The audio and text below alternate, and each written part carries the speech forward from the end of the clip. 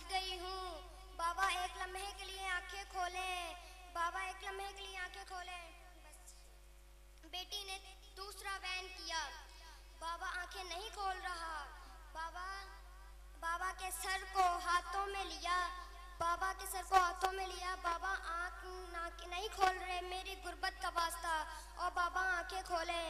और बाबा जो आपने मुझे ईद वाले दिन पहनाए थे वो यजीद ले गया। और वो कैसे लेके गया, मेरे कान खत्म हो गया। बेटी ने तीसरा वैन किया। बाबा आपको अकबर की जवानी का वास्ता, बाबा आंखें खोले। उन तमाचों का वास्ता शबे अशूर कहा था, सकीना मेरी बहनों को तंग नहीं करना, उनसे पूछ ले मैंने किसी से पानी नहीं मांगा। बाबा मुझे तमाचे लगे, मैंने किसी से शिकायत नहीं की।